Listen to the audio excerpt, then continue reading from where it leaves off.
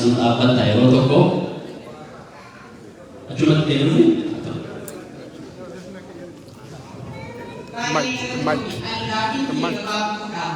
wani dari bakka anjum kanatti kami sakal boleh ati uru kage itu namsti hima karena ini dimana kalian saya dapat coba akka obo bakalan dubbatutti maalif johar dubbanne gaafi jettun kage so clear akka obo bakalan dubbatutti obo johar maalif dubbanne kajuun ammallee asumattillee akka kooshastaanu haala ammaan tana biyya keessa jirutti yookiinis mambultii yookiinis abbootii biyya bulchan akkanaa galetti kooshas akka taanuu Johaar nutti hime obbo Baqqalaan akka akkami dhugaasaa akkanaan harka je'ee nutti hime kana je'eeti namni hedduu dubbata gaaffiin kiyya Johaariif anaami garuu waan dhagaheerraa dhugaa kana si qofaa miti anis dhagaheera galatoomi gaaffii keetiif. Okay.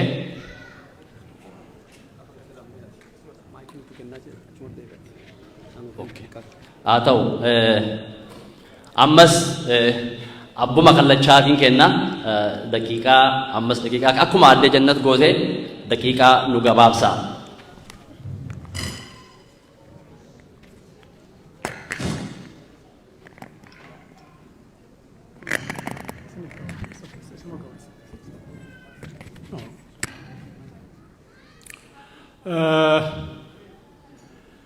Ani umri kanatti gara waggaa 87 ga'e guyyaa tokko gammadee guyyaa tokko boo'e. Guyyaan boo'ee neesuni guyyaa ilmi keenya gootichi ajjeefame guyyaa Hacaaluu Hundeessaa boo'e. Namni manguddoo ta'e yeroo kanan boo'u. Guyyaa kam gammadee yoo naan jettan gaafa hidhamtan hin boonnellee innaanellee hidhama jagnaati hidhama goototaati garuu gaafni boo'e gaafa isin lagannaa jalqabdan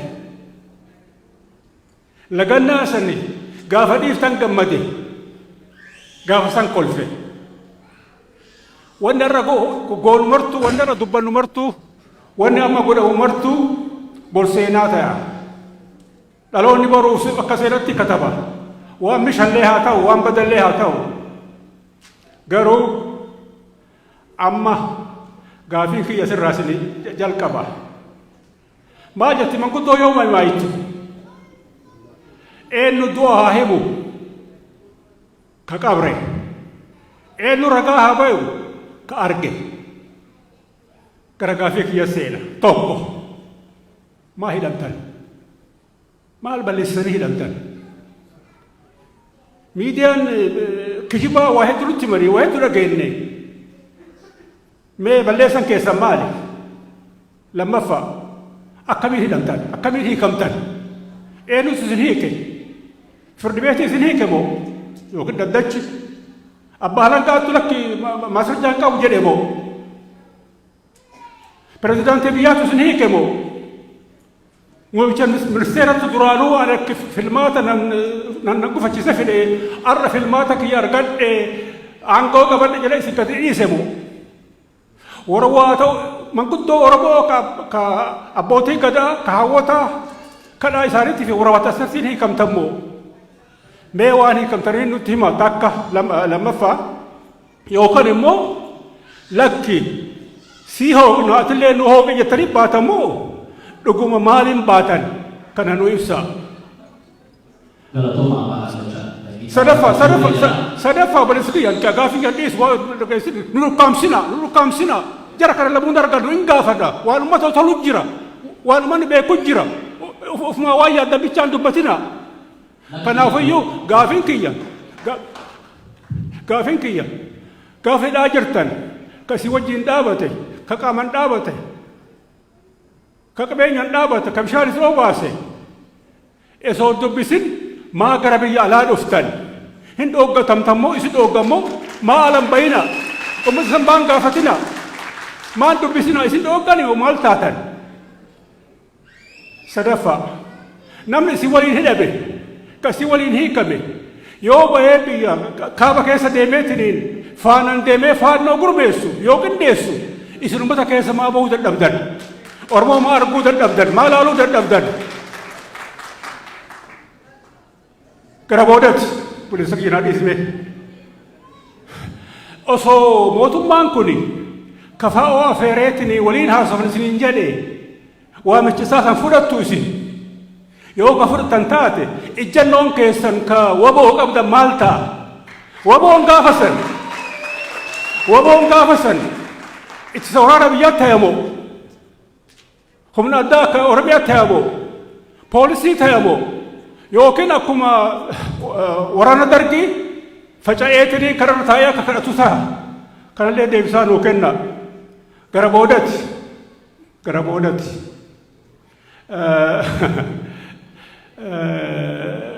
asirratti kan gaafii barbaadu maqmaasa tokko irraa bu'amma nama wal ta'etu no namni mana tokko qabu citaa wal haamuu jedhan maqmaasa lammaffaati nama lafatti wal ta'etu muka waliin kora jedhanii jarmeewwan Oromoo kun guyyaa kam cogoogiti isaanirra jiru kana qoree kan ofirraa buqqisanii gama tokko ta'anii deeman jettanii yaaddan galatooma.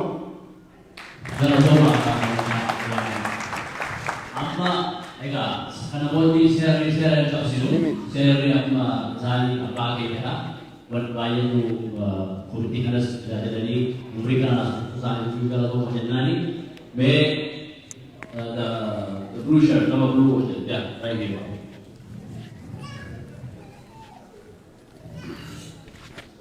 አመሰግናለሁ ወንድም ጀዋርና ኦቦ በቀለ ከስር ተፈታችሁ ለቤተሰባችሁ በመቀላችሁ እጅግ በጣም ደስተኛ ነን። በዚህም አላህን እናመሰግናለን። ሁላችሁም እንኳን ደስ ያላችሁ ለማለት ፈልጋለሁ። ስሜ ነጃ ሀሊል እባላለሁ። ከጉራጌ ማህበረሰብ ነው የመጣሁት እዚህ ማለት ነው። ነጃ ሀሊል እና የኦሮሞና የጉራጌ ማህበረሰብ ያለውን ትስስር እዚህ ለማንም ማስተማር አያስፈልግም፣ የሚታወቅ ሀቅ ነው። ከድሬዳዋ እስከ ደምቢ ዶሎ ብትል፣ ከባሌ እስከ ሰላሌ ብትል በየከተማው የሚኖር የጉራጌ ማህበረሰብ አለ። የጉራጌ ማህበረሰብ ደግሞ አሁን ያለበት ሁኔታ እጅግ በጣም ከፍተኛ ችግር ውስጥ እንዳለ ይታወቃል። በተለይ የደቡብ ክልል ከመጠየቅ ጋር አንስቶ የጉራጌው እጅግ በጣም ጠንክሮ የሄደ ስር የሰደደ ጥያቄ አለና ወደ ጥያቄ ቶሎ አለና በሱ ዙሪያ አሁን ጀዋርም ኦቦ በቀለም የምታሰሙት ነገር አለ። The future is terrifying የሚል ማለት ነው። ጉራጌ ዞን ላይ እጅግ በጣም ቴሪፋይንግ ነገር ሊከሰት ጫፍ ደርሷል። አመራሩ ብትሉ ወደ ከላይ ከፌደራል የሚመጣው ህዝቡ የሚፈልገውን ሳይሆን እነሱ የሚፈልጉትን ብቻ ለማስፈጸም ወደታች እያወረዱ ህዝቡን ከፋፍለው አደጋ ላይ የጣሉት ነው። ሊፈነዳ የደረሰ ጫፍ የደረሰ ነገር አለ። ያንን ነገር እናንተ ተሰሚነታችሁን ተጠቅማችሁ አንድ ነገር ብታደርጉ ድሮ በቄሮ ጊዜ ዘርማ አርዴ ዛያ ቄሮ በተነሳ ጊዜ ከጎን ቆሟል። አሁንም ኦሮሚያ የሚነሳ ነገር ጉራጌ ጋር የሚነሳ ነገር ኦሮሚያ ጋር ይደርሳልና ሰዓትን ጨርሳል። እንትን በሉልን የሚል ነገር ነው። ቴንክ ዩ በቃ 2 ደቂቃ ብለናል። 2 ደቂቃ ይቅርታ ጋር ህግ ነው፣ ህግ ለሁሉም ነው የሚሰራው። ቴንክ ዩ። በዚህ ሳይድ ደግሞ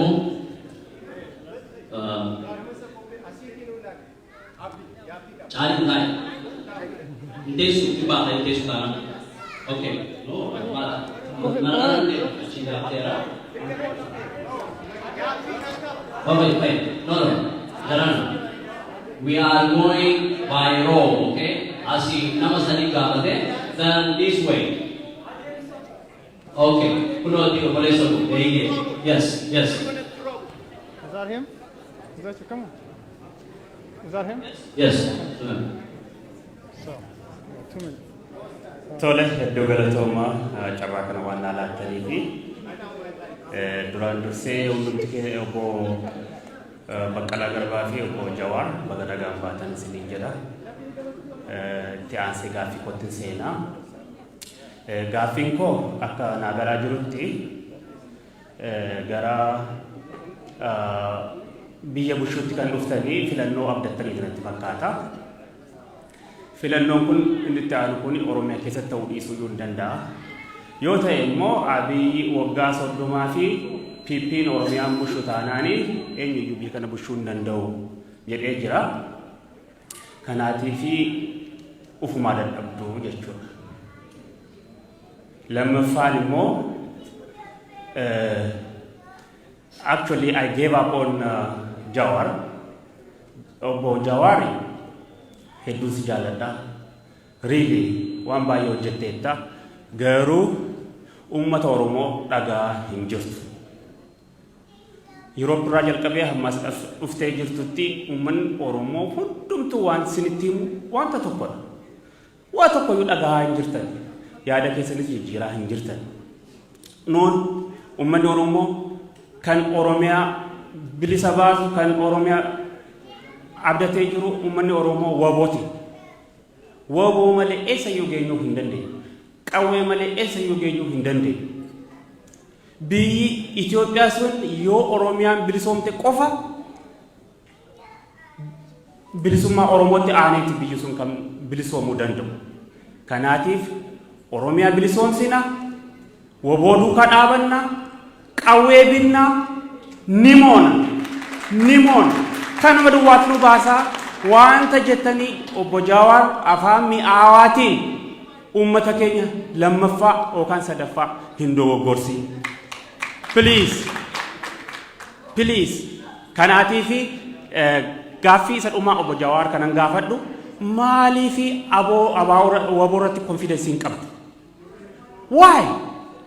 Waboon ijaarame isa durii caalaa harka 100 cimee biyya Oromiyaa miti biyya Itoophiyaa sana bushuu ka'amma danda'u humna godhatee jira. Akka durii maal jedhamee inni hamatamu hin jiru waboo bira. Oromiyaa hundumaa keessatti qixxummaatiin naannummaa tokko malee dhaabatee jira. Kanaatiif maaliif konfidensiin kee wabooraa deemu? Okay, ammas duuba sana dubartii duuba sana jiru. Si ol ta'e giifti ani yes you.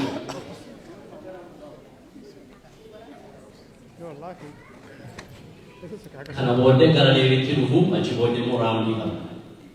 Guddaa galatoomaa warra sagantaa kana carraa kana laattanii jalqaba irratti Waaqayyoon galateeffadha. Warra Waaqa isin gargaaree asiin isin ga'e obbo Baqqalee Garbaa durumaa kaastanii dadhabdanii faamiliidhaan waan hundumaatiin qabsoo kanatti nu jirra akkattanii as geessanii Jawaar atillee guddaa galatoome baay'ee isin jaalladha. Gaaffii lama duwwaan isinii qaba. Gaaffiin jalqabaa isin kan isin jechaa jirtanii Oromiyaa sanaa Itoophiyaa kana keessatti suphinee wajjin jiraachisuudha jettanii. Dr. Gammachuu Magarsaa kan isaan jedhan interview isaanirraa kan hin dhaga'e Itoophiyaan kun diina Oromiyaati, Oromiyaan kun diina Itoophiyaati wanta jedhamu hin dhaga'e. So eenyutu sirriidha moo barumaaf jedhanii tokko gaaffiin koo kanadha. Gaaffiin koo inni lammaffaa waraanni bilisummaa Oromoo yeroo itti qawwee isaa kaasee uummati Oromoos ijoollee kana bukkee dhaabbachaa jiranitti yeroo nuun ijoollee kana gargaaraa jirrutti tuurii galatoomaa kana jettanii dhuftanii amma xinnoo ishee namni gara lamatti socho'u dhufeeraa gaafa biyya galtan tuurii kana fixxanii ijoollee kana teessistanii wajjin haasoftumoo marroo teessistanii wajjin haasoftanii gar tokkotti walitti nu fiddumoo akkuma facaane kanattitu akka minaan dhiyyeessaa facaane hafna barabaraan wal lolaa hafna isa jedhu isin gaafachuu barbaadeenidha. Guddaa galatoomaa.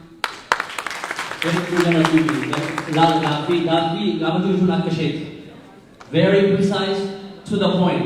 Thank you very much. Amma gara deebiitti deemna nama 5 fudhanneerra isa ittaanus nama 5 fudhanna ayyaata.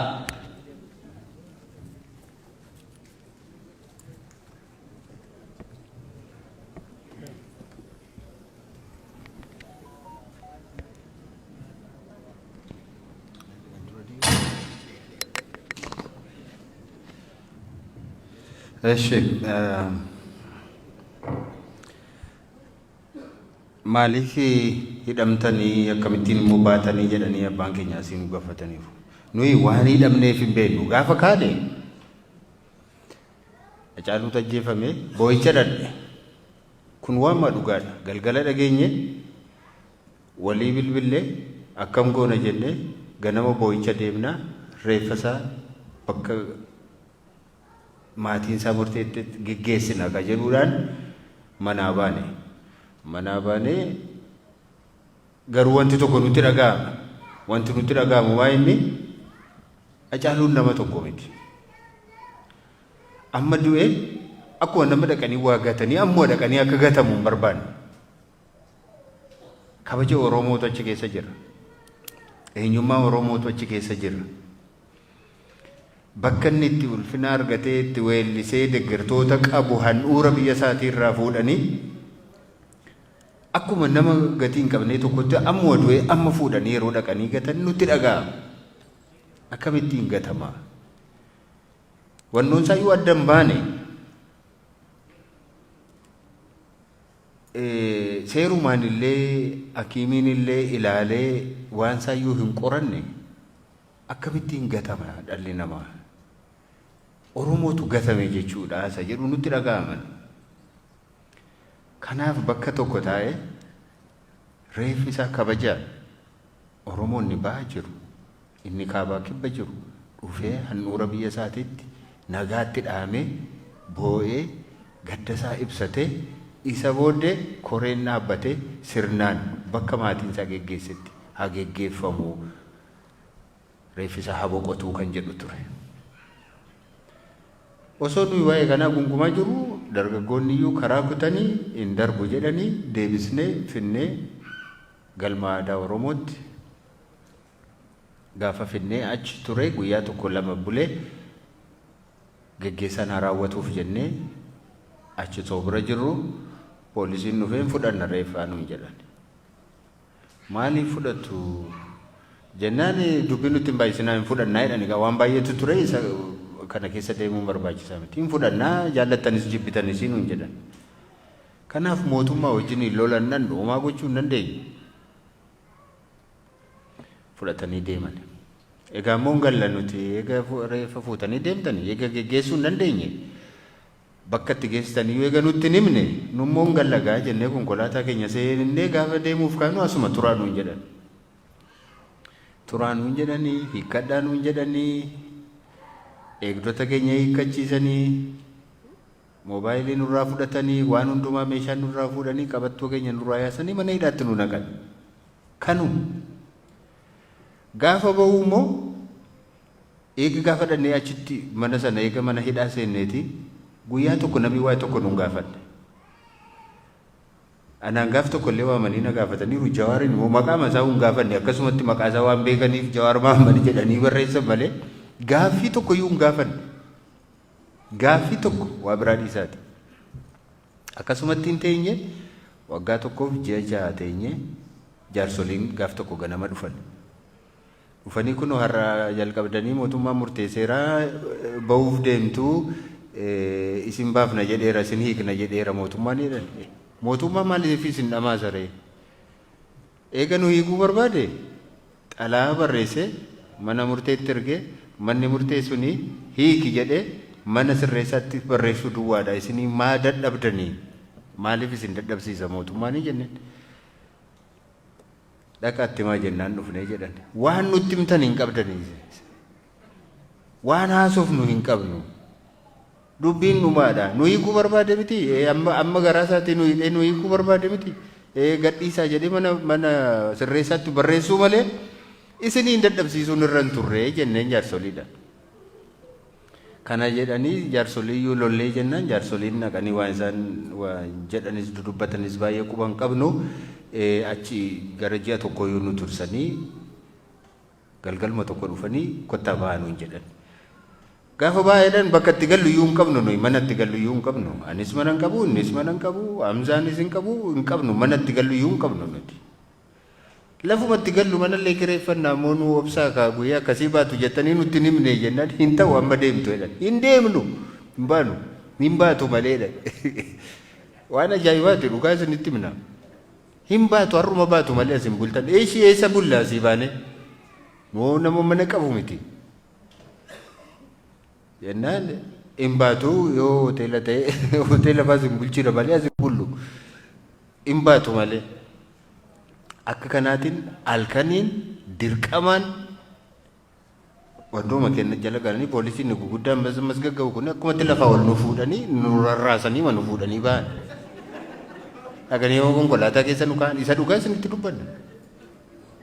Humnaan dirqama waan akkumatti bobaa kana jala qabanii lafa nu hankaaksanii fuudhanii dhaqanii wannoo keessa nu buusan konkolaataa keessa. Konkolaataa keessa hin bu'uudhee Jawaarachi wannoo sana keessatti hammam maal akka ture namoota yeroo sana argan duwwaatu beeka. Kana ture dubbichi. Hin beeknu maaliif akka nuyi hin beeknu? Maaliif akka nuyi kan isin beeknu? Garuu wanta nuyi tilmaamnu yeroo baa Oromiyaa kana Harargee fi Arsiifaa kana keessa deemnee yeroo uummanni hambisuun yeroo nutti birmatee haasaa keenya dhaggeeffachuudhaaf tumsa keenyaaf yeroo inni ba'u gaafa arganii jarri hin danda'amanii mo'amneerra akkas taanaanii jedhanii sodaataniiru. Kanaaf sababa barbaadanii akka nuyi hamba filannoon darbutti mana hidhaa akka nuyi turru barbaadaniiru. Kanumaaf hin milkaa'anii nuun mana hidhaatti nu naqanii waajjiraalee keenyan cufanii hooggantoota keenya gara biraas hin hidhanii godinaalee irra warra jiran waajjiroota keenya hundumaa cufanii qofaa isaanii filannootti dhiyaatanii qofaa isaanii walii ofii isaanii wajjin hin dorgomanii mo'anii kan nuyi quba qabnu kana. Akka kana taanaan yeroo baay'ee fudhachuuf hin deema. Osoo uummata biyya keessaan dubbisiin maaliif dhuftanii jedhanii sila dubbadheeraan. Walgahii tokko yoo waamuu hin danda'amu uummata. Hin danda'amu bakki isaas hin jiru, haalli isaas hin jiru, uummannis kora yeroo darbe geggeeffanne iyyuu kora keenyarraa deebi'anii nama meeqatu hidhame. Baay'ee haala rakkisaa keessa jirra kanaaf hin dandeenye. Sababii kanaaf karaa makanatti isaaniinis uummata galateeffatan malee galateeffachuu hin dandeenye. Abiyyi waggaa 30 bulcha jedheera maal faayidaa maalii qaba inni waggaa 100 bulcha yoo jechuu danda'a. Garuu filannootti inni yaanna taanaan immoona beekamaadha. Filannoo sanatti inni yaatamu inni jedhu biyyi sun biyya namni tokkos namni lama qofaan yookaan namni biyya sanaa duwwaa bulchus miti. Itti deemamee nan seeraan itti deemamee jennaan hunuma mo'atama hunuma injifatama. Piroosesii sanaan achi hin ga'uudha achi ga'uu hin dandeenya moo hin dandeenyuudha. Isadha kan nuti yaalaa jirru amma. Isadha kan nu yaalaa jirru. Bira keenyaan garuu hin mo'annaa jenna. Yoo karaa sana ammas hin bunnaa ammas hin annaa ammas akkas goona jennaan immoo malli biraanis jira mitiire. Malli biraan jira. Kanaaf garuu ijibaachuun barbaachisaadha. Hin danda'amuutii jennee yaaddannu. Nuyi Itoophiyaan diina Oromooti Oromoon diina Itoophiyaattis hin jennu nuti. Nuyi sirni amma jiru kun nu hacuuceera. Kaleessas nu hacuuceera har'as nu miidhaa jira. Garuu biyyi tokko akkuma jirutti sirna isaati malee diina keessanii yookaan diina keenya jennee hin fudhannu. Saboota biroo wajjin hin nagaa jiraachuu dandeenya. Sirna hunduma keenyaaf ta'u immoo ijaarrachuu dandeenya inni yaadna. Hin danda'ama. Obboloota keenya hedduutu jira, paartiilee hedduutu jira, kan wajjin hojjechaa jirru jira. Nummoo akkaataatti yoo milkoofnee fi biyya sana akkamittiin waliigaltee haaraan ijaarrachuu akka dandeenyu hin beekna. Bifa maaliin akka itti deemnu tarsiimoo hin qabna akka sanaatiin hin deemnaa jennee yaadna. Nuyi abaluu waliin diinas jennee yaadnu abalus diina keenya jennee yaadnu sirnadha. Sirna sanaa waliin immoo ittiin falmaa jirra. Sirna sana immoo ofirraatii hin geggeessina jennee abdii kanaatiin deemna jechuudha. Marroo waliin hin haasofsiiftuu isii asii deebitanii jedhan. Maaliif hin haasofsiifnu obboleessa keenya miti? Maaliif hin haasofnu waliin? Garuu haasaan keenya faayidaa qabaayi. Maaliif kan nuyi dhiibbaa gochaa jirru warra mootummaadhaan TPLF wajjin haasawaa jirta? Marroo wajjin isaasayii wajjin haasawuun dirqama. Tokko waliin haasaanii tokko waliin immoo hin haasawu jechuun hin danda'amu. Kanaaf waliin haasaa jennee dhiibbaa gochaa jirra. Akka lola dhaabanii fi kan nuyi lamaan isaanii irratti kan nuyi dhiibbaa gochaa jirruu fi taa'aatii mootummaadhaanii maaltu ijoollee kana bosonatti galchee gar tokko hin beektu mana irratti gubaniitu akkamittiin bosonan seenu namni manni isaa eega gubate eessa dhaqamee namni bosona balee bakka deemu isa qaba. Kanaaf gar tokkoon akka namni bosona seenu gochaa maaliif bosona seenee kun shiftaadhaa kun diinaa kun shaneedhaa kun maaloodha jechuun hin danda'amu. Rakkoon mootummaa bira jira. Taa'aatii kana haasaa maaltu bosonatti geessee maaltu bakka rakkoon kun rakkoo siyaasaati siyaasumaan hiikkadhaa jenneetu isaaniin gorsina nuti. Kanaan addunyaanis dhiibbaa akka irratti godhu kan nuyi gochaa jirruuf dippiloomaasiidhaan karaa kanadha. Warri tumsan warri gargaaran akka isaan kana hubatan kan nuyi gochuu barbaannus isuma kanadha jechuudha. Kanaaf gaaffilee hafan Jawaaraa deebisu.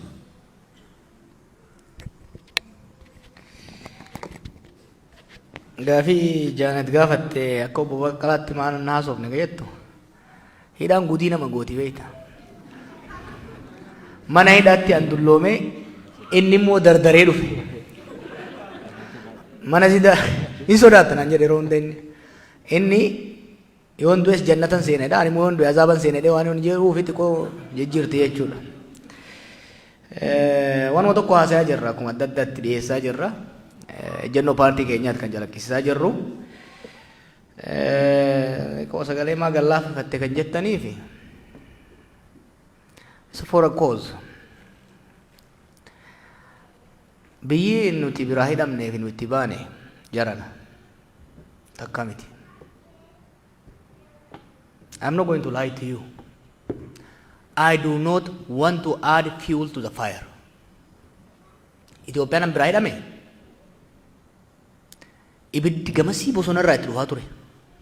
Abii rabbii jedhi ibiddi dhufaa jira waliin irraa haa dhoorginu jennaan didan. Itoophiyaan an itti ba'e immoo ibiddi kallattii hundaan bosonarraa dhufee itti qabatee jira.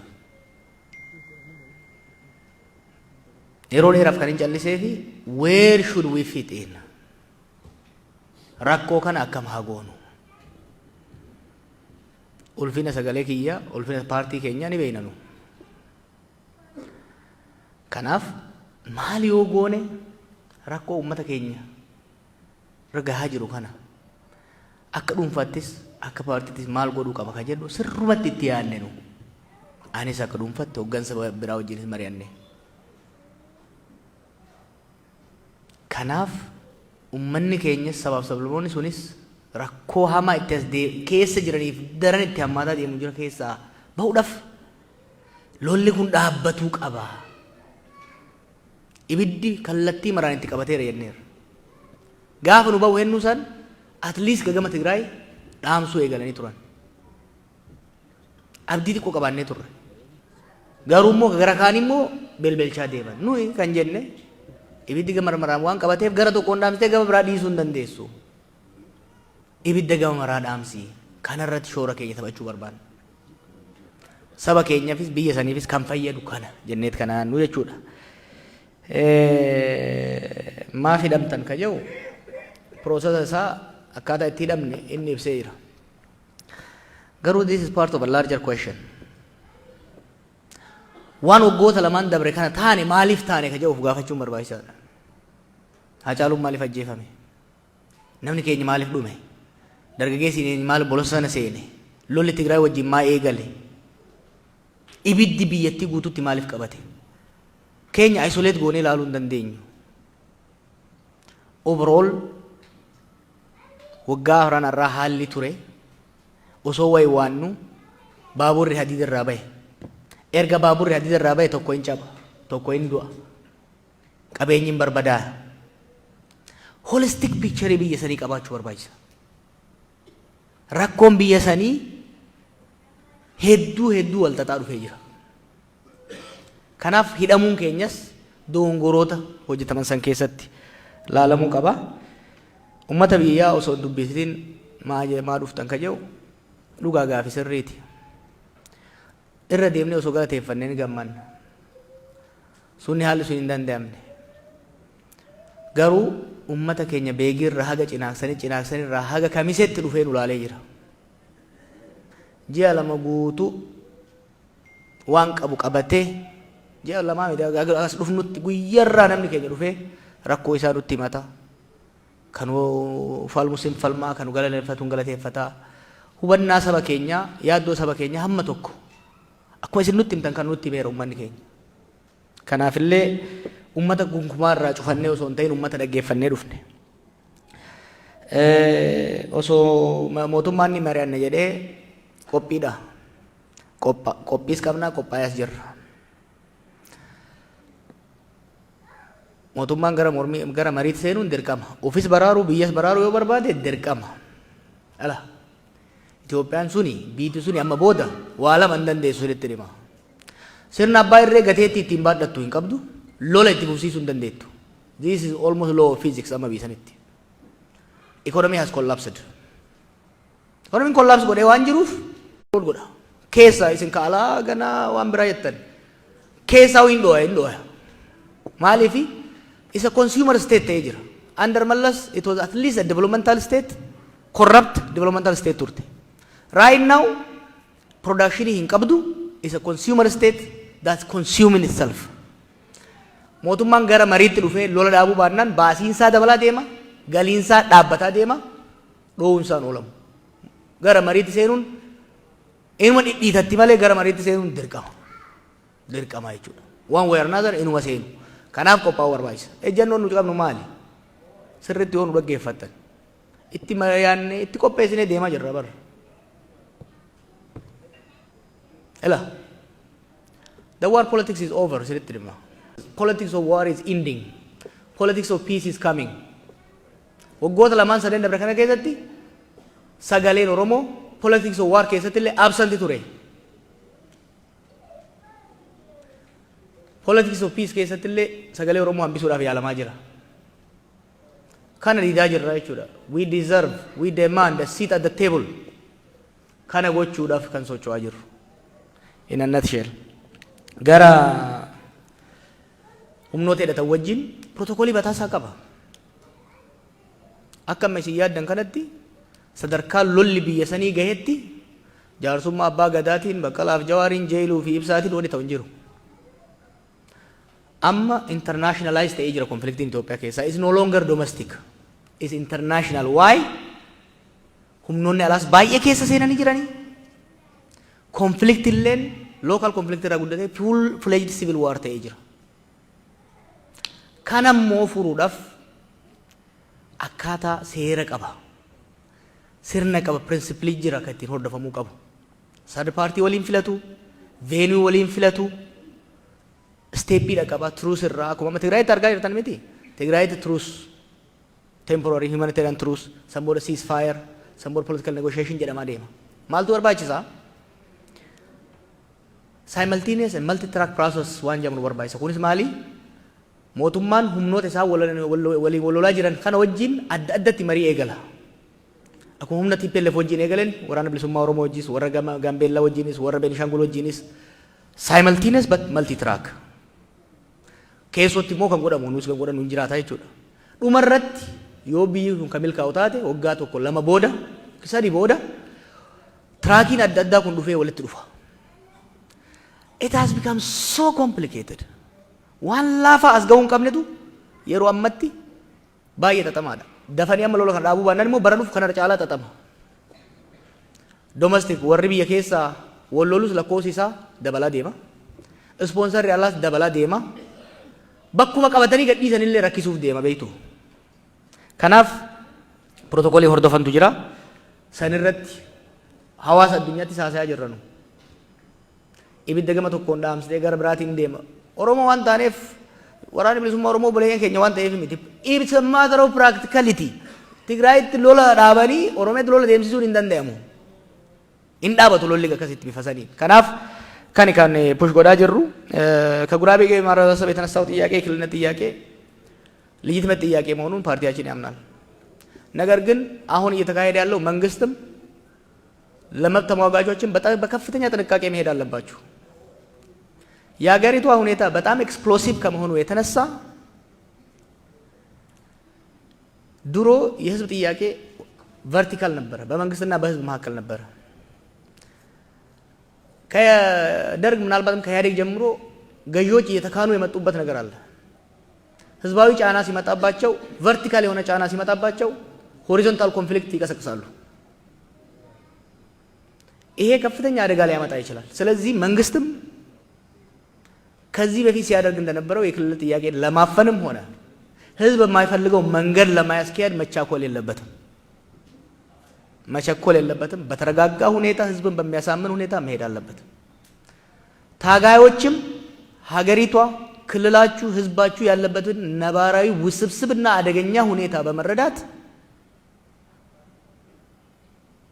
የክልልነት ጥያቄ፣ የዞን ጥያቄ፣ የወረዳ ጥያቄ፣ ሌሎች ጥያቄዎችም በተረጋጋ መንፈስ እንዲሄዱ ካልተደረገ በአሁኑ ሁኔታ ኢትዮጵያ ውስጥ ግጭት መቀስቀስ በጣም ቀላል ነው። ማቆም ግን በጣም ከባድ ነው። ኢትዮጵያ አሁን ያለችው የበጋ ሳር ነው፣ የበጋ ሰንበሌጥ ነው። እሳት ትንሽ እሳት አገር ያዳርሳል። ስለዚህ በጥንቃቄ እንዲኬድ ልንጠይቅ እንፈልጋለን። ወጋ ሶዶማ ሲምቡልቹ በርባደን ጋፊ የዱፊ ረቢ ከሰ ጅራ ደጋፊን ጋፈ ቀሮኒ ቀብሶ ጋፈ ንኩማ ለማ ዲደመቲ ሲርና ሰንቡሱ ደምኑ ከሮራ ባፈን ነው ጀር ወጋ ሸንታ ቡልቹ ከሮራ ባፈታ ቱረን እስሉ ፉሊሽ ቢየሰኒት ወጋ ሶዶማ ነሚ ተኮስተ ፓርቲን ተኮነን ቡልቸ ሄደ ከራም ደመን እንጀራናን ወጋ ሶዶማ ወንቲ ቡልቻኑ እንጅራቱ ሰኒትና ወራ ቡልቹ ሚቲ ወሪ ወንቲ ቡልቻኑ እንጅራቱ ታምኒ አካሲ ታው እንደንደው ኑያን አካሲ ይያኑ ነው ኑወጋ ሶዶማ አራቲ ዮ ረቢ ኑ ገርጋሬ ኡመተ ከኛ ረቢ ገርጋሬ ሎለኑ ራዳበቴ ወጋ ሶዶመት ማል አለ በይታኑ አበሉ አንጎረ ጅራሚ ወጋ ሶዶመቲ ማሊፊ ሎሊ ወጋ ለማ ቢየቲ ወጋ ሶዶመ ዱበ ደብሴ ይራ ወጋ ሶዶማ አራቲ ደብኔ በከሰንገውን ከኛዩ ሸክሲሳ ደስልትኔ ማን ሐላም መጅሩን ከናፍ ጀሪ ሞቱማስ illusion achi keessa bahu qabu. This illusion is a crazy illusion.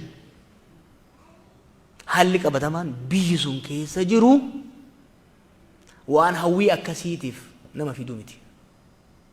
Warra isaan duraati irraa barachuu qaban badii ofiitiin makaraa isaan fidan ofirratti uummata ofii irratti ilaalaa.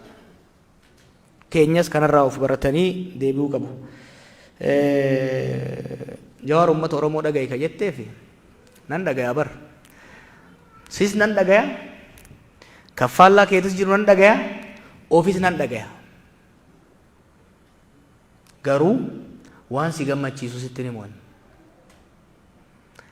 Kaati jettus dhagaye, ka uummanni biraa jedhus dhagaye, waan hin barnoota hin qabu, waan hin muuxannoo hin qabu laaleetiin madaalchisee waan saba kanaaf biyya kanaaf ta'u jedhu hima. Kun si gammachiisuu dhabuu danda'a. Ani garuu si bashannansiisu as hin jiru. Ani ela dhiisa harka dhiisa uummata miliyoonaan baasee hin jira. Hin danda'amu osoo jedhu qabatamaan hojii hojjedhee agarsiisee hin jira. Ani faaruu hin barbaadu faarfamee nagahee jira. Bakka amma jirutti umriin amma jirutti yoomiin du'aa isaa hin beeku. Sadarkaa amma jirutti qeeqa sodaadhee balaaleffannaa sodaadhee waan uummata kana qilee hamatti galchu hin lallabu'an. Ani waa meeqa keessa dabreera. Waan nan hojjedha jedhu waan hin baradhe hojitti raawwadhee osoo agartan hojjedhee agarsiiseera. Hojjedhe gaafsanillee osuma akkanatti mormamuu bar hin beeytanii miti. Reefu girmaan jee ture gaafa biyya kana dhufu opidiyootu ergeedhan. Duula meeqa godhame. Waan tokko madaa odoo kaasuu baanne. Diinoo gaafa Stanford University seenee waan tokko barreessuu eegalu hayyoonni Oromoo 20 wayi ta'an akka Stanford irraa ari'amuuf abbaan isaa nama fixaa jira abbaan kiyya bar qaata du'e barreessanii turan bar. I never took it personal and I don't take it personal. Waaqi rabbi hoggaana uumuu saba kanaaf waa buusi jedheeti. Hamma danda'e buuseera. Gara fuulduraas karaan itti amane warra waliin amannu wajjin hojii qabatamaa saba kanaaf ta'u. Uummata hin dhaggeeffanna. Uummata irra deemnee hin dhaggeeffanna. Garuu Waan popular ta'e qofa. I was a populist. I've done it bar. I know how to do it. Halli qabatamaan Oromoo fi Itoophiyaan keessa jirtu garuu populizimiin hin hojjetu. Populizimiin Abiyyiin bakka geessi agartanii jirtan. I will tell you.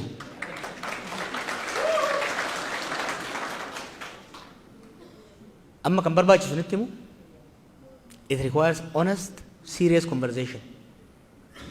Serious conversation. San immoo godhaa jirra. Waan akkana televizyinii osoo hin ta'in quba qubatti hayyoota keenya wajjin, manguddoota keenya wajjin biyyattis godhaa jirra, ammallee hin goona.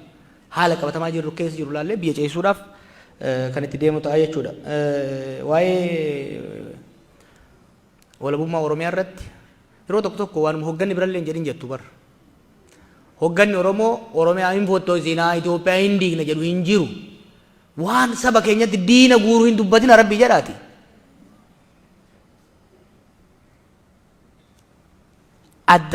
Even the farthest left qabsoo Oromoo keessatti ummanni Oromoo hiree isaa ofiin akka murteeffannu aangeessina jedha malee hin diignaa hin fottoksinaa. This is negatives. Nuyi garuu akka kaafaa'utti paartiidha nu. Gaafan aktivistii ture humna gama maraa jiru qabadhee deemu waan hin qabuuf veeg ture ejjennoon kiyya. Garuu hoggaan paartii seenu ejjennoo clear ta'ee paartii qabuttan seene. Nuyi Itoophiyaa tokko taate, ta federaalawaa taate, sabni Oromoo fi saboonni biroo ittiin of bulchan, biyya immoo waliin bulchan jaaruu barbaanna. Ejjennoon keenya veeg ta'uu hin danda'u. Kan hoggaa jennu garuu ummataa murteessinee humnaan irratti feena miti. Yaada faallaa jiru sun bilisummaa qabaachuu qaba, kabajamuu qaba. Ejjennoon nuti Oromoof qabnu kan Tigraay irratti qabnu tokkuma. Biyya Itoophiyaatiif, saba sablammoota Itoophiyaatiif wanti gaariin sirna federaalawaa dimokiraatawaa ta'e kan saba sablammoonni itti of bulchan jaaruu jenneeti kan amannu jechuudha. Ka maaliif tuur kana yeroo ammaa gootan rakkannee bara. Yoo achi turre maaliif nurraa turtan maan dhufnee jedhama. Yoo dhufnu immoo maa dhuftanii jedhama. Ilaa isin yaanne isin dubbisuu barbaanne tokkoffaa yaada qabnus dhiyeeffachuu barbaanne kanaaf dhufne. Ka waboo wajjin nuyi waboo gargaaruu hin dandeenyu. Nuti paartii karaa nagayaatiin galmaa'ee seera biyya sanii kabajee hojjetu. San qofa osoo hin ta'in waboo wajjin garaagarummaa tooftaa qabna. Nu qabsoo nagayaatti amanna. Isaan qabsoo nagaa hin hojjenne jedhanii qawwee kaasanii qabsoo hidhannootti jiru. Akkasii miti. Nuyi akka paartiititti tooftaa fudhannee jira. Tooftaan biraa dogongora jennee amannu. Garuu why don't you give us credit? Biyya xiqqooma waa'ee nagayaa dubbachuun waboo jettee yaamuu dhiisii cinama goruun nama ficcisiisu keessatti nuyi bar paartiin keenya bar koongirasii taa'eeti ejjennoo tokkoon wanni shanee jedhamu hin jiru waraana bilisummaa Oromoo malee jenne barnu. Where were you? San qofa miti bar. Dargaggoonni kun waraanni kun dhiibameet bahee shiftaa miti. It's not a rebel without cause.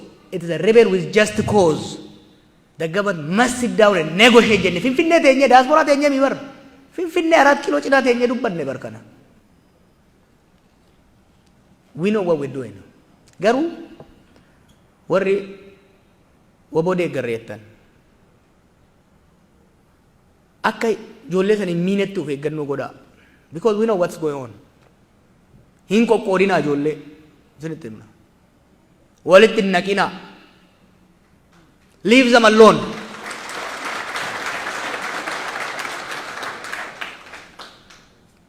Do I have to say the details? No.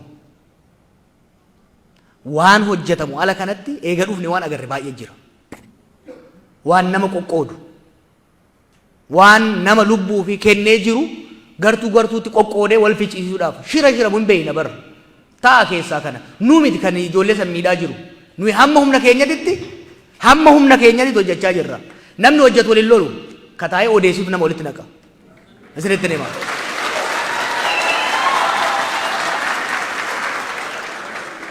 Kanaaf How about you put your money where your mouth is? Put it there. Action speaks louder than words. Okay? Whatever you do, don't be destructive force. Whatever you do, don't be destructive force. Nui karaa itti amanne jira. Yoo dandeessan gargaara. Yoo dandeenye karaa hin taayettan san gargaara. Garuu negative energy ila nui ummata keenya keessa jirra. Ummata keenyatti gad deebina. Waan hojjannu waan dubbannu hin beeyna. Wanni guddaan diaspora irraa barbaannu maal akka ta'e isinitti himu? It's not your dollar, no. We want the dollar, but it's not the most important. The most important is toxic energy nutti hin ergina. Ummata ajjeefamaa jiru, hidhamaa jiru, beelli rakkisaa jiru, waan uffatu hin qabne, bakka bulu hin qabne. Summii itti gad hin facaasinaa. Summii itti hin facaasinaa.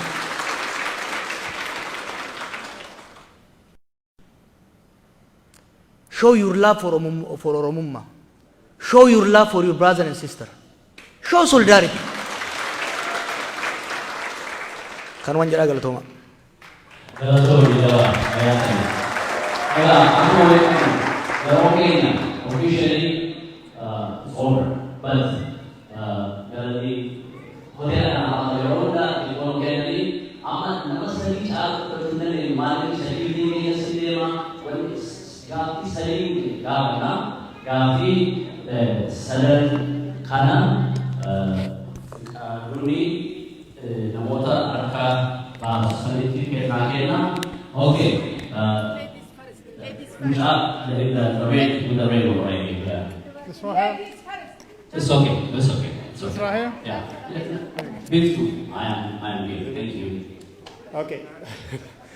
እሺ እግዚአብሔር ይስጥልኝ ታምሩ ሁሊሶ እባላለሁ ከጀዋር ጋር እንኳን ወደ ጥያቄ ኦኬ ጉድ አይ እንደው አፋን ኦሮሞ ምን ያህል ከባድ እንኳን እንደሆነ አይ ልግለጸው ብዬ ነው 3% እንኳን እስካሁን አላልኩም የተቀመጥኩት ለጥያቄ ነው ሰው ጥያቄ እንደ ድል ስለሰጠኝ አመሰግናለሁ ጃዋር ቅድም ስታንሳ የሰማሁት አም ቴሪፋይድ ኦፍ ዘ ፊውቸር ሳቱ ላይ ምንም ፊውል ለመጨመር አልፈልግም ስትል ነበር ምን ፊውልስ አለ እሳት ውስጥ አይደለችም ወይ ሀገሪቷ የሚለውን ነገር እንድትመልስልኝ እፈልጋለሁ ገደል ጫፍ ላይ የቆመ ሁለት እግሯ ወደ ፊት የቆመ መኪና አስመስለህ ያቀረብከው ሜታፎር አለ እሱ ላይ እኔ አሁን ገደል ውስጥ ገብታለች ሀገሪቷ ባይ ነኝ ሹፌሩን እናግዘው የሚል አቋም አለ ሹፌሩ የኛ ስለሆነ ምንም ይሁን እናግዘው ነው ወይስ እቺ መኪና ለመውጣት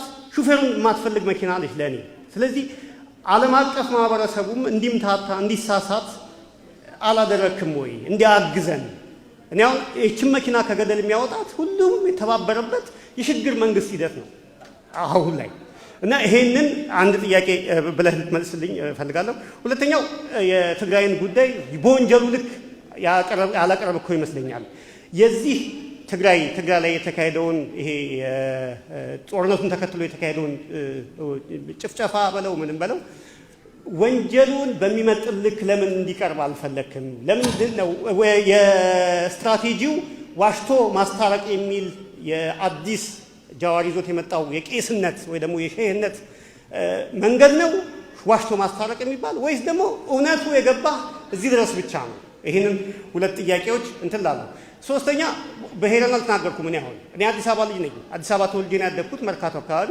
አዲስ አበባ ላይ ከፍተኛ ውጥረት አለ አሁን ላይ የሚታየው እናንተም ታዘቡታላችሁ ይሄ ውጥረት ትልቁ መነሻው የሪሶርስ አንዴ አስተር ሰከንድ ሰጣን ጨርሶ ለኦቦ በቀለም አንድ ጥያቄ ነበርኛ ኦኬ እሺ የአዲስ አበባ ጉዳይ ሊልበትና አዲስ አበባ ላይ ፌርነስ ማህበራዊ ፍትህ ፖለቲካዊ ፍትህ የኢኮኖሚ ፍትህ ህብረተሰቡ እዛ ተወልዶ ያደገው ይፈልጋል አሁን ላይ በከፍተኛ ጫና የወዴድ ወመኔዎች እየተጫወቱት ያለው ካርታ ይሄንን ነው ይሄንን ወደ ፌር መንገድ ለማምጣት ምን ተወጣ? Thank you. Namaste. አንድ ጥያቄ ነው። Okay, you have it. Thank you. It's okay, guys. I am on leave. Give it to Charlie. Charlie, ticket.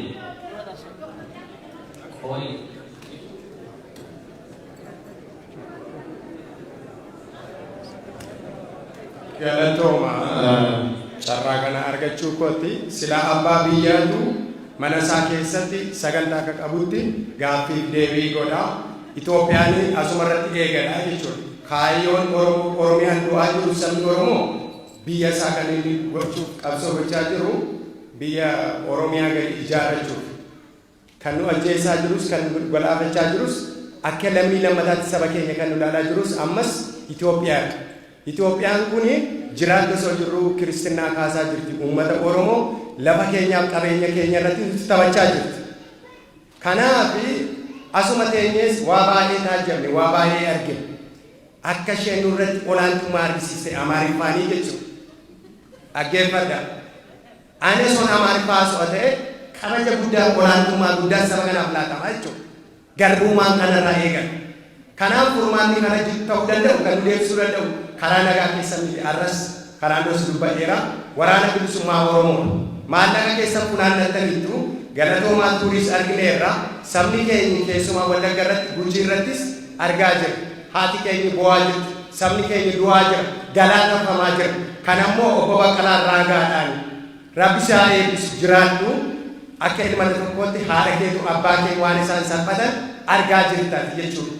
Kanaaf si hukumti kan addanaatee akka sakarraa'u kan taasise hawaasni keenyi obbolaan durbi keenyi maal akka ta'an argaa jira. Kan nu galaafachaa jiru ammas mootummaa kashalabbee hattuu sobduu OPDO maqanan kan nu salphise waan biraa miti itti saalfachuu dandeessu OPDO xirooftuu kanatu saba kana salphisiisee akka lammii lammataatti nu godhe Jawaar Mohammed. Jawaar si jaallata Oromoonii nuti hundumti keenya akka ilma Oromoo tokko si jaallata.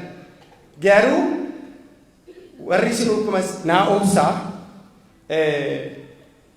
gaaffii lama si gaafadheen xumuru galma siyaasaa yookaan akka politikaal goolii kaafaa'ootti Oromoon akka maal gonfatu fila. Hireen isaa Oromoo. Dafiika fikirfiti saat kennumeera dafiika fikirfiti. Okay. Naa obsi Amaariffaan siyaasa waan naa obsuufi maal gaafatuufi isin hireen uummata Oromoo murteessuu irratti Itoophiyaa keessatti Oromoon akka qabsaa'u hiree isaa murteeffatu immoo situ nu murteesse akka Itoophiyaatti jalatti fudhannee amee jennee jiraachuu fi fudhannamoo akkami kun ifa nuuf ta'uu danda'a. Hiree murteeffannaa uummata Oromoo murteeffatamoo sintu nu bakka uummata Oromoo 60 miliyoona 60 kan sintu nu murteessa. Please, Charlie, please, bakka taa'anii Charlie, security, please. Please, Charlie. Kabaja sii kenneera. Namni baay'ee harka baasaa jira. Mana kana kabajaa illee. Fanaadu.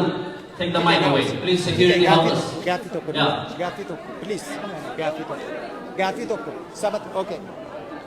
Jalana. Gaaffii tokko. Guys. Okay. Wanta kana kan manage godhu ana. Charlie, you are done. Thank you. Turn off the mic, please. Mic it on. Thank you. Dr. Jaltu, gaaffii qabdiyaasi. Give it to Dr. Jaltu. Thank you.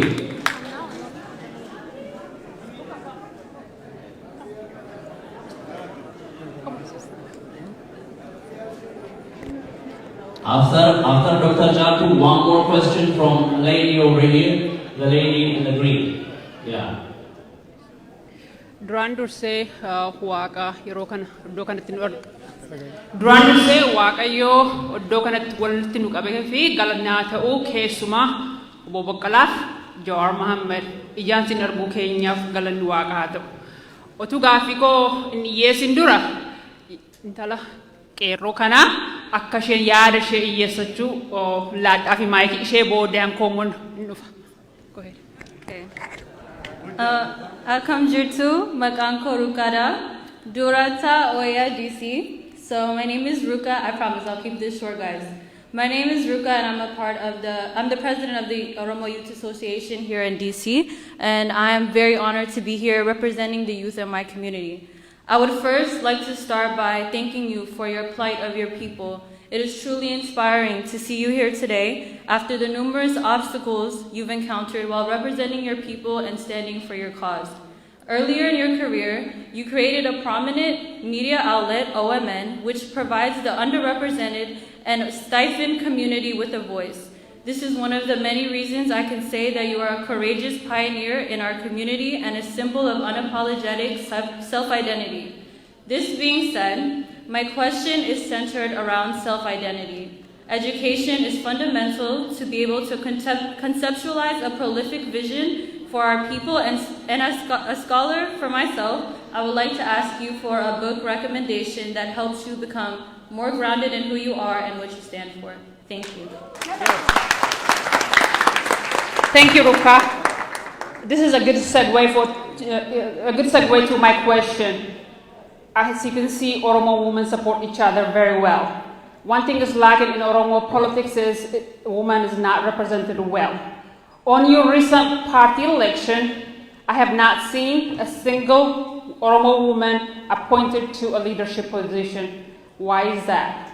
It's not that we don't have educated and capable Oromo women, or is that they're not interested?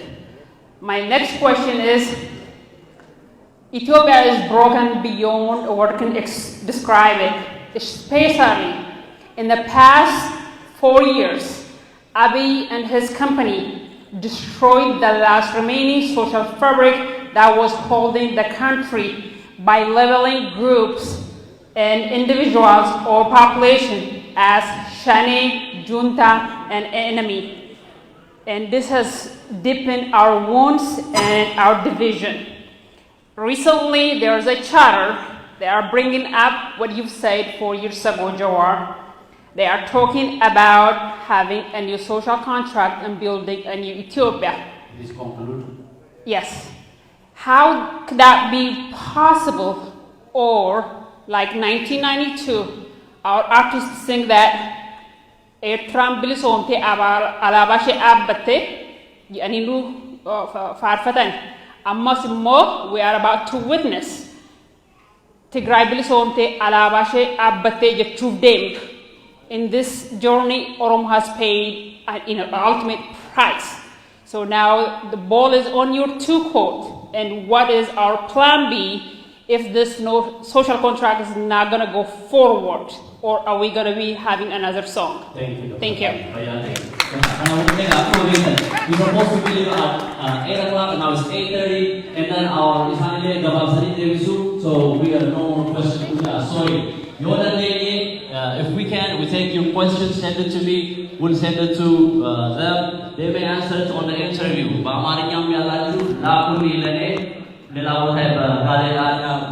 Hopefully, thank you.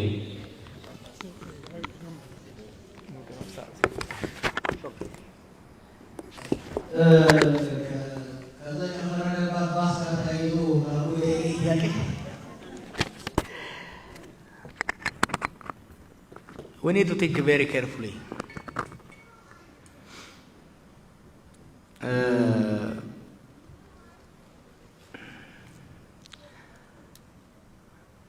የችግሮቹ ውስብስብነት አብይ ብቻውን ሊፈታው አይችልም።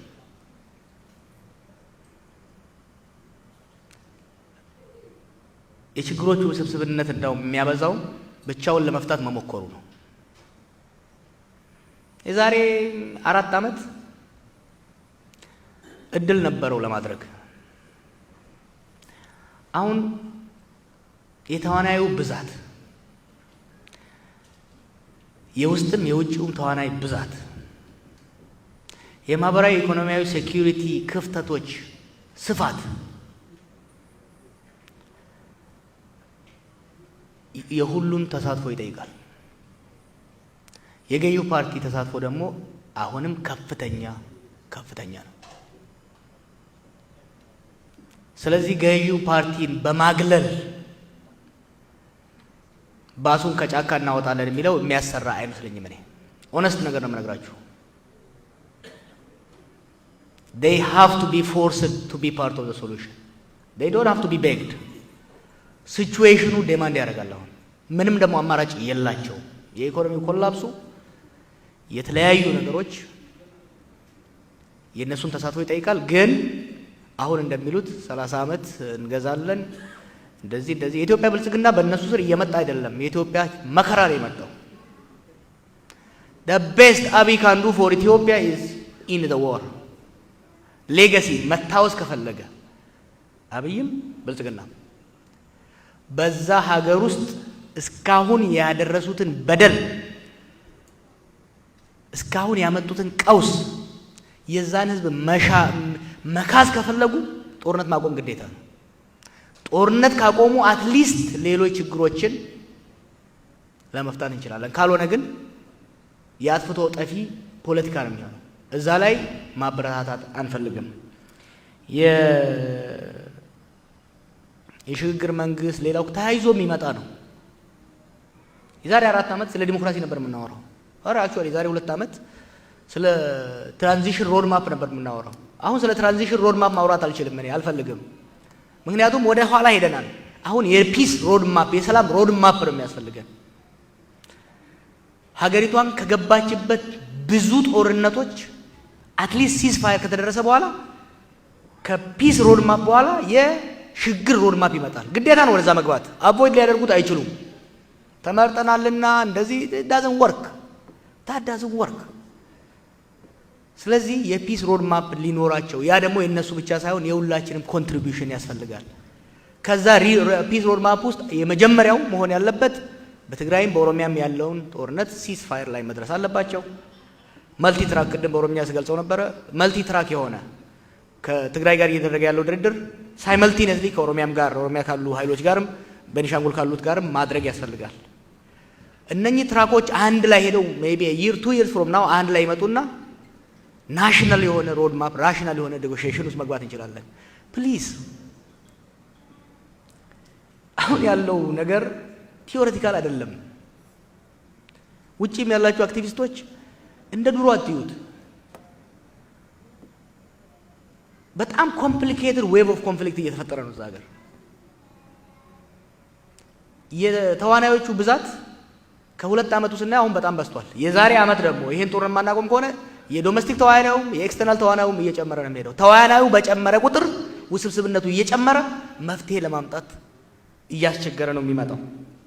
የትግራይ ወንጀል አሳነሳችሁት፣ አላሳነስ ነውም። እኛቸው እጃችን በካቴና ታስሮ ፍርድ ቤት ቆመን አንሰማም። ይሄን ፍርድ ቤት አንሰማውም። የትግራይ ሴቶች እየተደፈሩ የትግራይ ህዝብ እያለቀ አንሰማም ይሄ ፍርድ ቤት ብለን እኮ ረግጠን የወጣን ሰዎች ነን። we are principled in our stand። ነገር ግን አሁን ተነስቶ የሚነሱ ነገሮች አሉ። ለማሳነስ ሳይሆን ችግሩ ትግራይ ላይ ብቻ አይደለም ያለው፣ ተስፋፍቷል። አማራ ክልል ላይ ከፍተኛ ጉዳት ደርሷል። አፋር ላይ ከፍተኛ ጉዳት ደርሷል። ኦሮሚያ ውስጥ ከፍተኛ ጉዳት እየደረሰ ነው። ቤኒሻንጉል ጉዳት እየደረሰ ነው። ቅማንት ላይ ጉዳት እየደረሰ ነው። ስለዚህ ሆሊስቲክ የሆነ በነገራችን ላይ አይሶሌትድ የሆነ የትግራይን ጉዳይ በአይሶሌትድ መልኩ ለመያዝ ይፈልጋል መንግስት። ስህተት ነው ብለን ነው የምናስበው። ኮምፕሬሄንሲቭ የሆነ ሀገራዊ የሆነ መፍትሄ ካልታሻ በስተቀር የትግራይንም ህዝብ ይጎዳል። ትግራይ መሰረተ ልማቱ ወድሟል። ያ መሰረተ ልማት መልሶ ለመገንባት ትግራይ ብቻ ተኮር ፖሊሲ ሊያስኬድ አይችልም። ሀገራዊ ፖሊሲ ለውጪዎች የምንላቸው ምንም እንደብቃቸው ነገር የለም። ሀገራዊ ስትራቴጂ ሊኖር ይገባል። ኮምፕሬሄንሲቭ ፒስ ፕላን ሊኖር ይገባል። ከዛ ጀምሮ ሲስፋየር ጀምሮ ሪኮንስትራክሽን ሪኮንሲሊዬሽን እያልን እንቀጥላለን። ስለዚህ በዛ ነው መታየት ያለበት እንጂ የትግራይን ለማሳነስ ስለ አፋር ስንናገር፣ ስለ አማራ ስንናገር፣ ስለ ኦሮሚያ ስንናገር የትግራይን ለማሳነስ ሳይሆን የችግሩ ውስብስበትና ጥልቀት ለማሳየት እንደሆነ ነው። የአዲስ ማህበራዊ ሶሻል ኮንትራክት ያስፈልጋል። አዎ፣ ምክንያቱም ከአመሰራራቱ ጀምሮ አሁን የምናያቸው ችግሮች በኢህአዴግ ጊዜ መለስ ብሌም ይደረጋል፣ በመንግስቱ ጊዜ መንግስቱ ብሌም ይደረጋል፣ አሁን ደግሞ አብይ ብሌም ይደረጋል። የስ they are big problems የሀገሪቷ ችግር ግን ከስር መሰረታዊ እየተንደባለለ እየተወሳሰበ ነው የመጣው። ስለዚህ ጦርነት አስቆመን አዲስ ማህበራዊ ግንኙነት መደራደር አለብን። አዲስ ሶሻል ኮንትራክት ሊኖረን ይገባል። ምን አይነት ሀገር ይኖረን? ምን አይነት ኢኮኖሚ ይኖረን? የስልጣንና የሀብት ክፍፍያ በምን መልኩ በድርድርና በስምምነት መሆን መቻል አለበት። አለበለዚያ እንትን ነው የሚሆነው። የኛ ሰው ስልጣን ላይ ስላለ ሪሊ ኦሮሞ በዚህ ይታማል እንዴ? ባይብል ላይ እኮ መጀመሪያ ያመፀው ኦሮሞ ነው። ሌላው ሲያጨበጭብ እኮ ያመፀው መጀመሪያ ኦሮሞ ነው። እኛ እኮ ነን ተረኛ እየተባልን እንወቀሳለን እንጂ የመጀመሪያው ብትር ያለፈው በእኛ ላይ ነው። መጀመሪያ የተቃወመው የኛ ነው። ኦሮሞ ነው የተቃወመው። ሉጋሚት ይረድ ከሁሉም ቀድሞ በዚህማ ልትከሱን አትችሉም። ልንከሰስ አንችልም። በዚህ we will not accept this። እንደ ድሮ የዛ ሀገር አሰራር ቢሆን ኖሮ ወንድሜ ዳቦ እስከበላ ድረስ እኔ እያስገሳው መኖር እችላለሁ ማለት እንችል ነበር እኮ እኛ። የአብይና የብልጽግና ጥፋት ትርፉ ምን እንደሆነ እናውቃለን። የህዝባችን መገለል እንደሆነ ስለምናውቅ ለህዝባችን የሚያዋጣው ዲሞክራሲያዊ ግንኙነት ነው። ዲሞክራቲክ ፕሉራሊዝም ነው።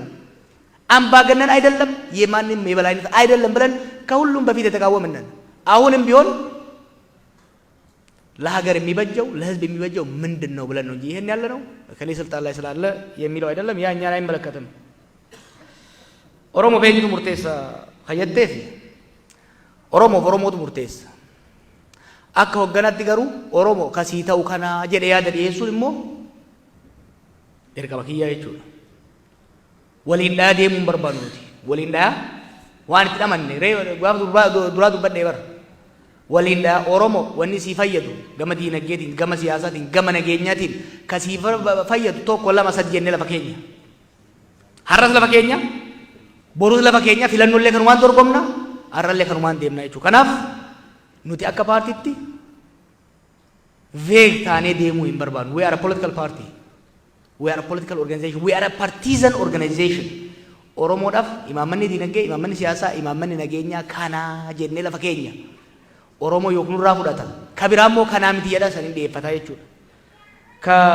The question about women participation is legitimate. That the women participation in the leadership is almost non-existent. We tried. You know what the problem is? For women to participate in cell world politics, particularly in Ethiopian politics, is the most dangerous thing. Let alone in opposition politics, even in the ruling party, the humiliation our sisters go through every day is unbearable. That's why women are far away from leadership. Akka ummata biyya san keessa jiraatutti eegan galeen arge waan kana isinitti hima. Rakkoon mana hidhaatitti qofa osoo hin ta'in jireenya isaanii keessatti paartii biyya bulchuu keessatti bar dubartoonni achi keessa jiran gaafii nutuu akka oppositionitti hin gaafatamne gaafatamu. Waan isaan salphisu, waan isaan xiqqeessu. Kanaaf akka barbaannutti dubartoota hirmaachisuun baay'ee ulfaataadha siyaasaan biyya guddataa jiranii kun. Kana justify gochuu miti. Environmentii dubartoota tiksu nurture godhu uumuu qabna. Fakkeenyaaf amma hojii raawwachiisuu keessatti dubartii cimtuu tokko qabna. Dubartii cimtuu qabna damee seeraa keenya hoogganti. Seentiraal komitee keessatti ittiin gara 20 akkas ta'uu qabna. 50 ta'uu qaba ture. Isaayyuu hollachaa goone sinitti himna. Because we know the kind of brutality that takes place in the system. Kanaaf saniin nu hubadha. I'm not trying to justify. Garuu dubartoota akka dhiirota cimsinee hoggansa kana fudhachuu qabda, hojii kana fudhachuu qabda jennee ugginee itti deemnutti dubartoota keenya riskii akka fudhatan. I don't want, waan obboleettii xiyyaaf hin barbaanne obboleettii biraatiif hawwuun baay'ee natti ulfaata isinitti hima. Kanaaf waa'ee social contractiin kaasee waa'ee Eertiraan bilisoomte, Tigraay bilisoomte waan bareeddu kaafte. Then what? ኤርትራን ብሊሶምቴ ሚቲ ኢትዮጵያ ራ አማ ቦደ ረኮ ኢትዮጵያ ሰላም አለይኩም ነገት የዴ ደመኒ ሚ ኢትዮጵያ ረኮ ኤርትራ ተው ዲፍቴ ኤርትራ ረኮ ኢትዮጵያ ተው ዲፍቴ hindiifne ኤርትራን bilisa baate rakkoo hamaa keessa turte amma immoo ኤርትራን immoo ኢትዮጵያadhaaf rakkoo taate በአማርኛ ልበለው ይሄንን ምክንያቱም ሲሪየስ ኮንቨርሴሽን ያስፈልጋል እህቴ የጠየቀችው ኤርትራ ነፃ ወጣች ቀጥሎ ትግራይ ነፃ ትወጣለች እኛስ ነው ሪሊ ነፃ ወጥተዋል ወይ የትግራይ ህዝብ የኤርትራ ህዝብ ያን ሁሉ መስዋዕትነት ከፍሎ ኢትዮጵያ ከሚባለው ውስብስብ ጨቋይ ሲስተም ራሴን ገላገልኩ እፎ ያለ ኢትዮጵያ የኤርትራ መሆን ችግር መሆኗን አቆመች አላቆመችም በ5 ነው በ6 ዓመት ውስጥ ተመልሷ ከኢትዮጵያ ጋር ጦርነት ገቡ ማአት ሰው አለቀ ኢኮኖሚው ደቀቀ ለ20 ዓመት ሲጅ ውስጥ ቆዩ ኤርትራ አሁን ለምሳሌ ኤርትራ እንድትሄድ የፈቀዱት እነመለስም ሌሎቹ በቃ ከእንግዲህ በኋላ ኤርትራ ለኢትዮጵያ ችግር አትሆንም የሚል ግምት ነበራቸው it continue Eritrea continue to be problem for Ethiopia continue to be problem for Eritrea the same will happen to others too የትግራይም ጉዳይ ቢሆን እስቲ careful creative solution ሊያስፈልገን ይሻላል አንዳንዴ ዲቮርስ ሶሉሽን ሊሆን ይችላል maybe marriage counseling ሊያስፈልግ ይችላል እኛ እንደ OFC ለህዝቦች የሚሻለው መገነጣጠልም አይደለም ዩኒታሪ ሲስተም አይደለም ፌደራላዊ እውነተኛ ፌደራላዊ ዲሞክራሲያዊ ሲስተም ነው ስንል አስበንበት የሌሎች ሀገሮች ተሞክሮ የኛንም ሀገር ታሪክ የቅርብና የረጅም ጊዜውን አስበነው ነው ለህዝቦች የሚሻለው አዲስ ሶሻል ኮንትራክት ቢመጣ ነው ኦሮሞዎች ከነተ ያዱ ቀብደን ዋንጀኑ ከናው ለፉ አካኔ ሜርቃናኒ ከየቻየሩ ማልቱ አክመ የነ ወኒ ቀብሶፍኑ ኑፊ ሚቲ ኢልማን ኬኛፍ